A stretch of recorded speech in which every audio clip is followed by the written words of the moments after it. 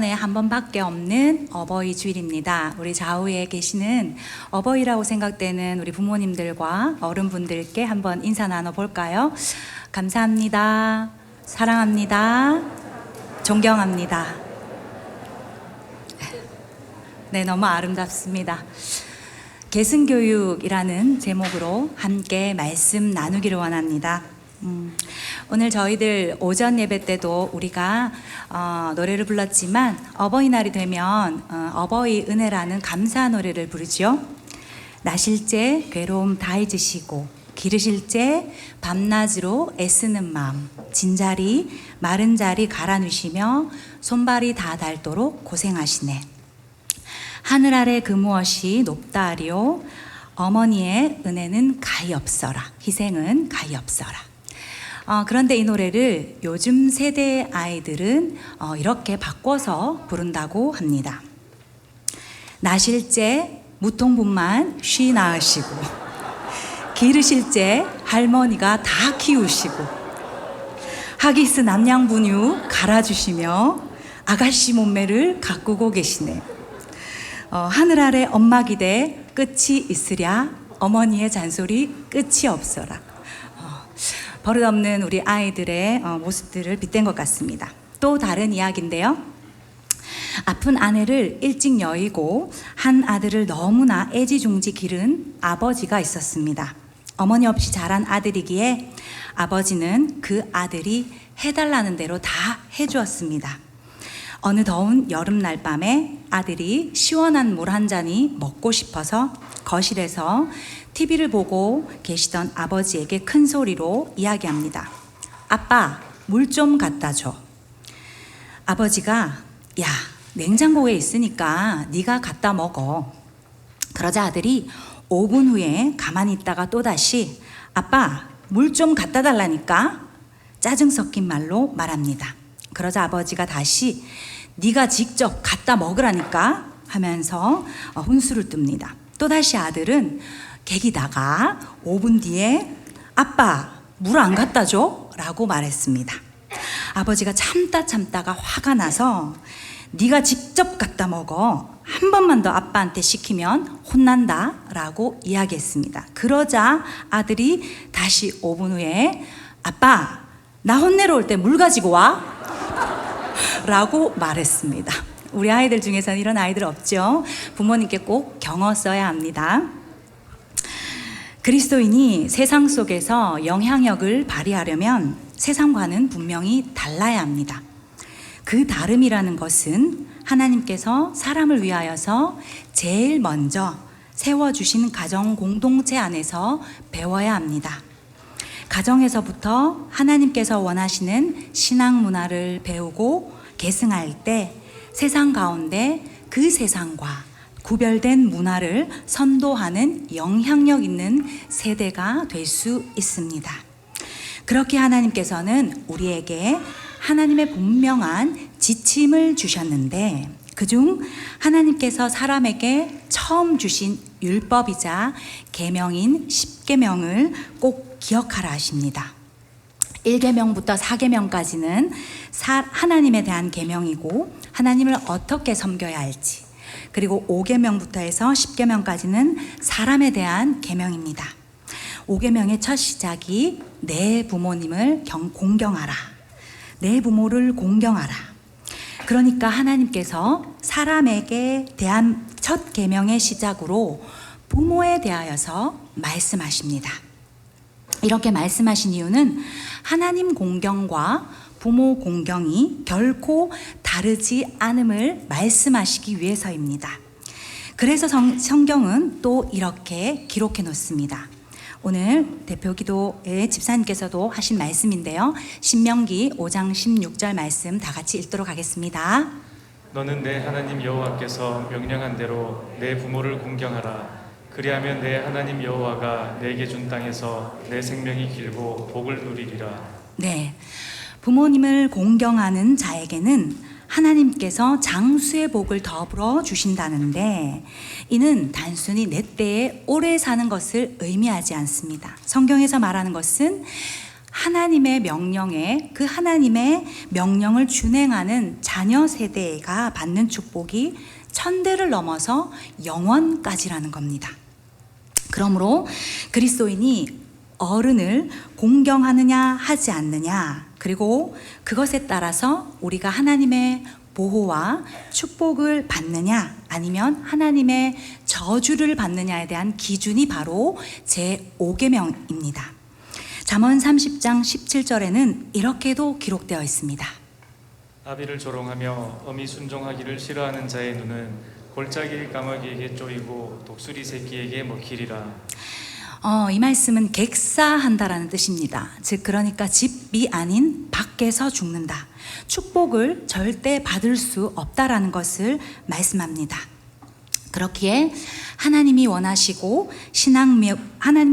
신앙 문화를 잘 배우고 잘 훈련받기 위해서는 하나님께서 우리를 위해서 주신 가정 공동체에서부터 시작되어야 하는데요. 저는 오늘 이것에 대하여서 몇 가지를 나누고자 합니다. 첫 번째로는요, 하나님의 절대 명령을 지켜야 합니다.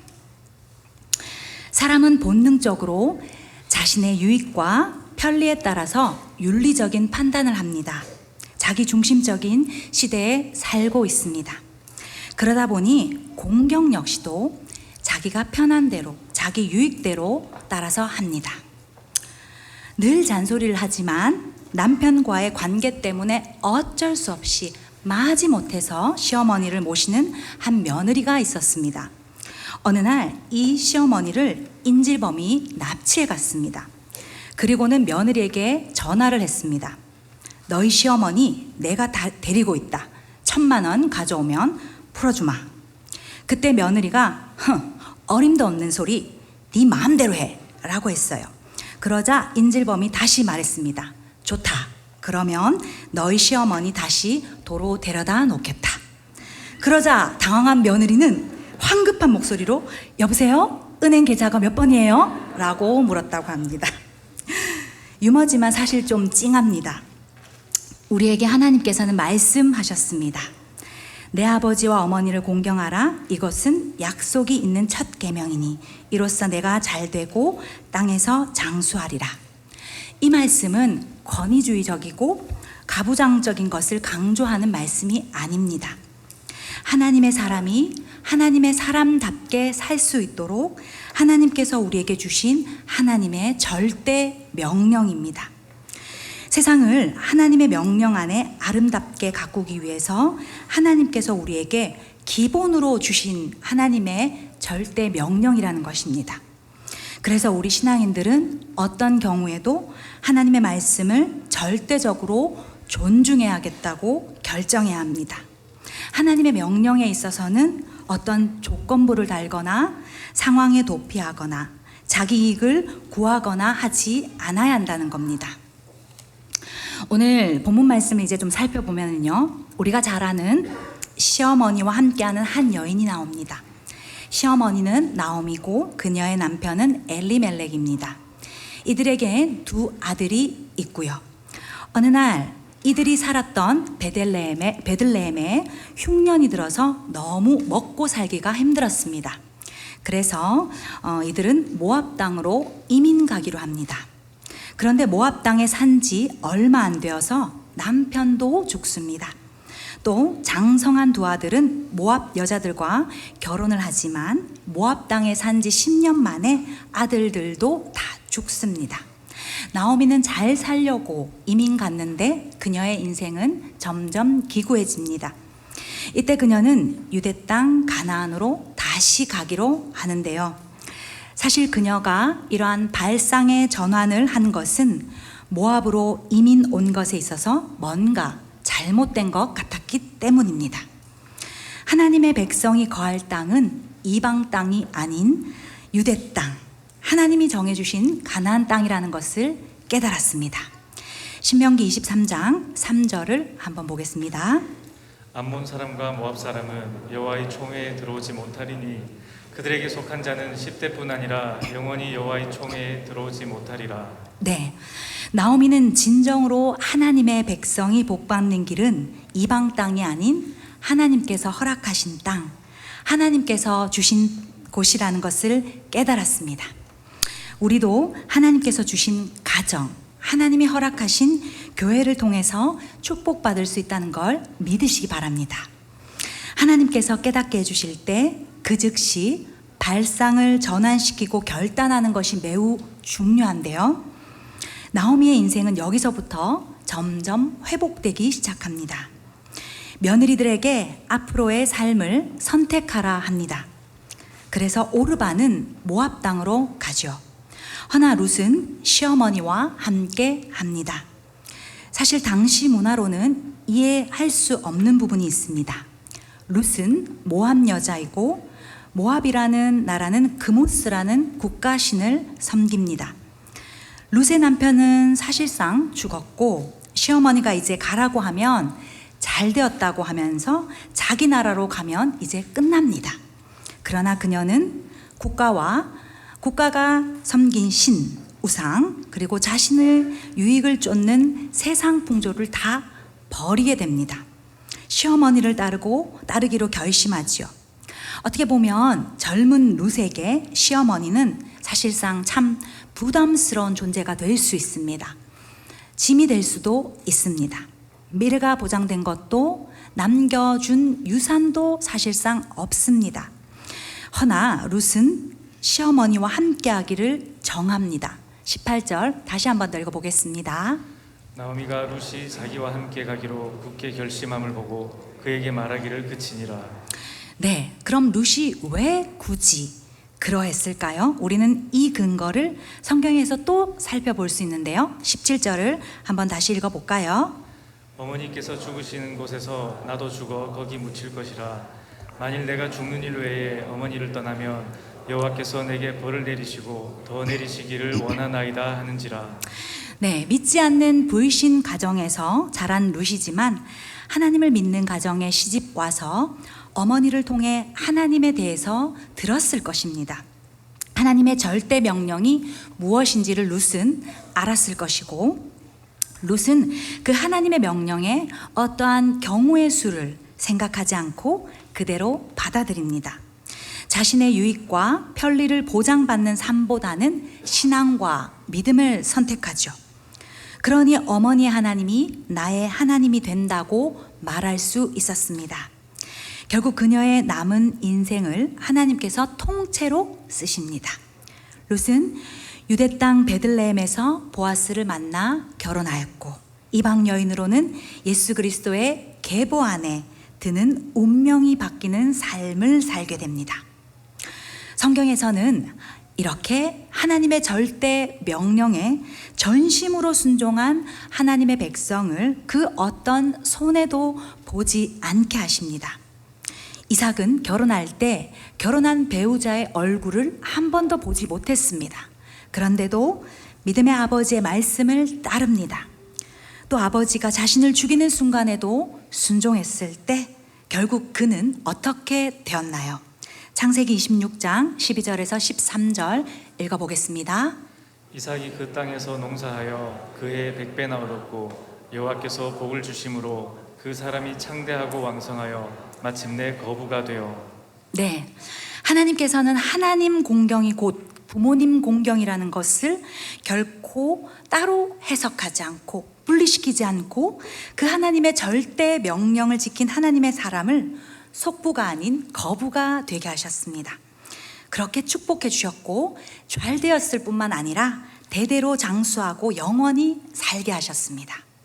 그러므로 하나님의 절대 명령에 있어서 우리 모든 가정 공동체, 가족 구성원이 적극적으로 반응하고 지켜서 하나님께서 주시고자 하시는 크고 놀라운 축복을 천대를 넘어 영원까지 받는 우리 모든 믿음의 식구들이 되기를 간절히 소망합니다. 두 번째로는요, 가정 공동체를 통해서 내리는 모든 선택과 모든 결정은 하나님과 관계되는 초월적인 신앙으로 결정해야 합니다. 그래야 하나님이 원하시는 신앙 문화를 계승받고 계승할 수 있습니다. 사람의 사고에는 단편적인 사고와 초월적인 사고가 있다고 합니다. 단편적인 사고는 한 사건 한 사건을 따로 별도로 끊어서 분리시켜서 생각하는 것을 단편적인 사고라고 합니다. 즉 눈앞에 보이는 것만 바라봅니다. 눈앞에 보이는 시야에만 몰두합니다. 그러다 보니 안목도 시야도 좁습니다. 그런데 초월적 사고라는 것은 모든 것을 목적과 비전을 바라보며 크고 넓고 깊게 생각합니다. 목적과 비전에 관련되는 그 관련적 사고로 생각하니까 안목이 입체적으로 된다는 겁니다. 다시 말해서 초월한다는 것이 무엇입니까? 어떤 한계나 표준을 뛰어넘는 겁니다. 그러니까 초월적 신앙이라는 것은 나의 한계와 틀에 갇힌 신앙이 아닌 하나님이 주신 비전, 하나님이 그려주신 그림, 하나님의 설계도에 맞추는 신앙을 의미합니다. 오늘 본문의 룻은 단순하게 남편을 잃은 자신의 처지와 또 시어머니와의 인간적 관계만을 생각하지 않았습니다. 룻은 오늘 본문 16절을 통해서 어머니 가시는 곳에 자신도 가며 어머니가 머무는 곳에 나도 머물겠다라고 하면서 어머니의 하나님이 자신의 하나님이라고 고백합니다. 하나님 공경과 부모 공경을 결코 다르게 말하지 않습니다. 룻은 아직 젊기 때문에 자기 고향으로 가서 자기 동족과 다시 재혼해서 남은 생을 편히 살 수 있었습니다. 그러나 자신의 나라부터 시작해서 우상과 친지, 지인을 다 포기한 채 오히려 자신에게 진짜를 가르쳐준 그리고 진짜를 알려준 부모를 붙잡기로 선택합니다. 이는 즉 눈앞에 보이는 자신의 안목, 한계 또 상황을 넘어서서 초월적인 신앙에서 비롯된 것입니다. 그런데 하나 더 우리가 생각해 봐야 될 것이 있는데요. 룻이 이러한 신앙을 계승받을 수 있도록 나오미가 이방 땅에 살면서도 신앙을 잃지 않았다는 겁니다. 만약 나오미가 이방 땅에서 하나님을 떠나 우상을 섬기고 세속에 물들어서 자기 유익을 위하여서 살았던 부모였다면 어찌 룻이 어머니의 하나님이 나의 하나님이라고 자신의 하나님이라고 고백할 수가 있었을까요? 늘 한결같이 하나님에 대한 흔들림 없는 신앙의 정신을 자녀 세대에게 물려주고 또 어려운 상황 가운데서도 믿음으로 다음 세대를 훈련하고자 한 나오미 같은 부모가 있었기에 룻처럼 신앙을 계승받는 세대가 나올 수 있었습니다. 그렇게 룻의 초월적인 이 신앙의 클라이막스는 오늘 본문 17절에 나옵니다. 우리 함께 17절 말씀을 읽어보도록 하겠습니다. 어머니께서 죽으시는 곳에서 나도 죽어 거기 묻힐 것이라. 만일 내가 죽는 일 외에 어머니를 떠나면 여호와께서 내게 벌을 내리시고 더 내리시기를 원하나이다 하는지라. 네, 룻은 자신의 신앙 고백을 통하여서 이스라엘 백성들만 사용할 수 있는 여호와라는 명칭을 명명합니다. 당시 여호와는 하나님의 언약 백성인 이스라엘에게만 적용되는 고유 명칭입니다. 그런데 룻은 자기가 듣고 배운 대로 하나님에 대한 확고한 신념을 말한 것입니다. 비록 자신은 이방 사람이지만 자기도 이미 하나님의 약속의 백성이라는 것입니다. 룻의 이 확실함과 단호함은 자신의 한계를 넘어 하나님과 관련된 초월적인 신앙에서 나온 것입니다. 그러니까 신앙에 내가 몇 세대, 몇 대 이것이 중요한 것이 아니라 내가 하나님만 붙잡는 초월적인 신앙이 더 중요하다는 것을 믿으시기를 바랍니다. 오늘 서두에서도 잠시 말씀드렸지만 10계명의 제5계명인 내 부모를 공경하라 해서 공경하다라는 동사는 존경하다, 깔보지 않는다, 존귀히 여긴다라는 뜻입니다. 그러니까 하나님을 경외한다라는 말에도 똑같이 사용됩니다. 결국 하나님 경외하는 것이 곧 부모를 경외하는 것이며 하나님 공경이 부모님을 공경하는 것입니다. 그래서 십계명을 단 두 마디로 압축하라면 하나님 사랑, 이웃 사랑으로 압축할 수 있는데, 하나님을 사랑하는 것이 곧 이웃을 사랑하는 것인데, 이 이웃 사랑의 첫 범위가 가족이며 부모이며 어른이라는 것입니다. 룻은 하나님과 부모를 결코 분리해서 생각하지 않았습니다. 그녀의 한계를 넘고 자신의 그런 태생도, 그 표준도 다 뛰어넘어서 자신의 상황과 이성적인 판단도 다 초월한 채 하나님을 공경하는 마음이 곧 가정에서도 동일하게 적용된 것입니다. 칼빈은 그래서 부모 공경에 대하여서 이렇게 말합니다. 오늘 우리가 신명기 5장 16절 말씀을 또 읽어봤지만요, 말씀 한번 띄워주시겠습니까? 네. 너는 내 하나님 여호와께서 명령한 대로 내 부모를 공경하라. 그리하면 내 하나님 여호와가 내게 준 땅에서 내 생명이 길고 복을 누리리라. 네, 이 말씀을 잘 묵상해 보시면요, 칼빈이 이렇게 이야기합니다.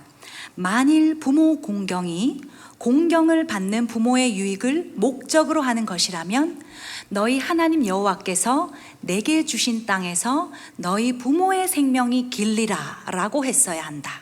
그러나 그렇지 않고 내 생명이 길리라 라고 한 것은 그 유익이, 부모 공경의 유익이 공경하는 자녀에게 있음을 보여주는 것이다. 우리 노란 색깔 글씨 다시 말해서 그 이후로 함께 읽어보겠습니다. 다시 말해서 부모 공경을 하면 공경을 하는 우리 자신, 자녀 자신에게 축복이 있다는 것이다. 네, 하나님께서 하나님의 가장 놀라운 축복을 경험하고 누리게 하기 위하여서 우리에게 가정을 허락하셨습니다.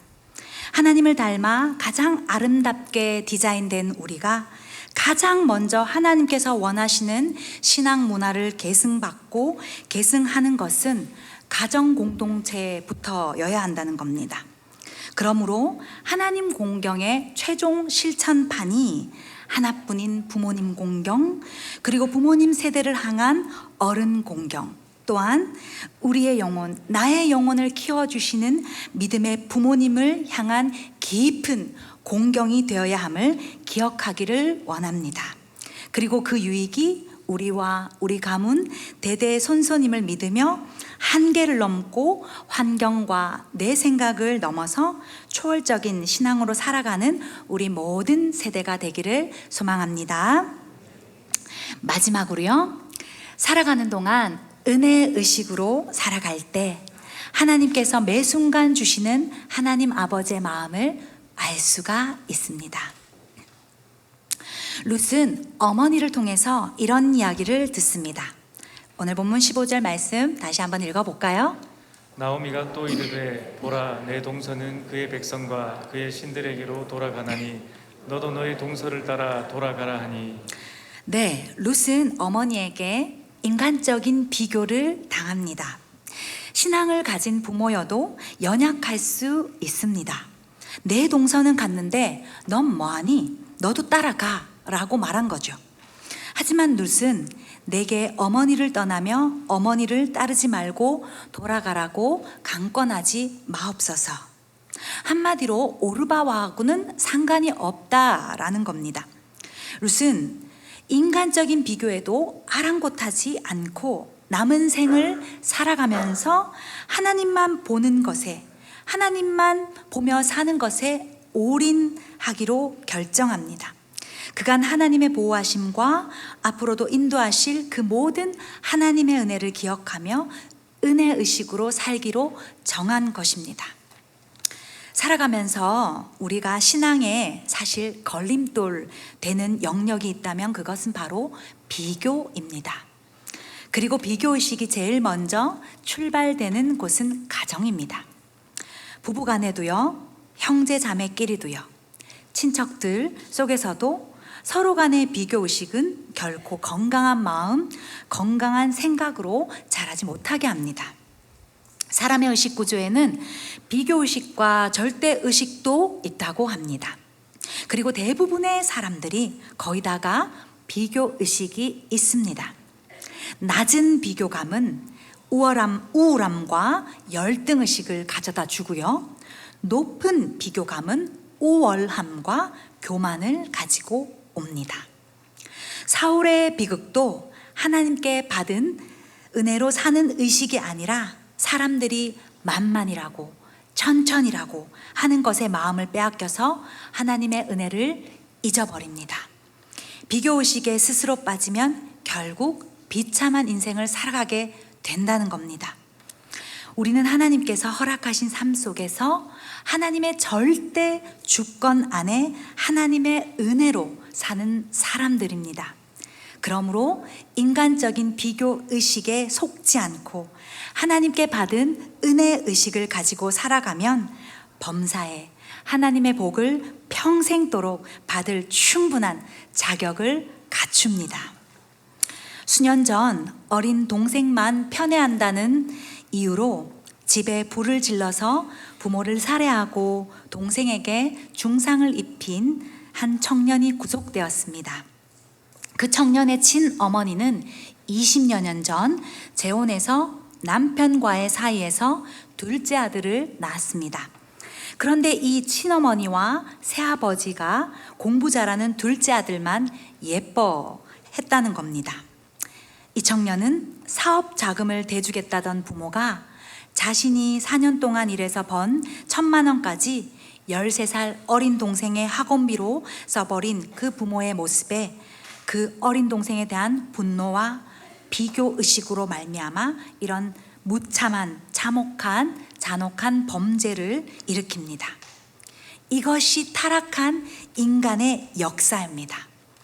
우리 가정이 어떠한 가정이라 할지라도 우리 부모가 이러한 저러한 부모라 할지라도 어떤 상황에서도 우리를 가정이라는 공동체 안에서 잘할 수 있도록 하신 부모님은 이 땅에서 단 하나뿐이십니다.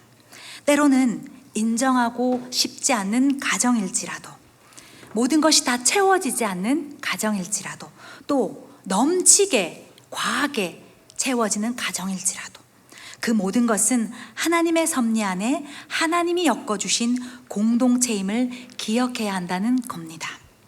사람의 잘잘못을 다 따져서 누가 잘나고 못나서 이 가정 저 가정에게 하나님께서 아무렇게나 보내주신 게 아니라 하나님의 섭리 안에 하나님께서 허락하신 모든 것이라는 것을 꼭 기억해야 합니다.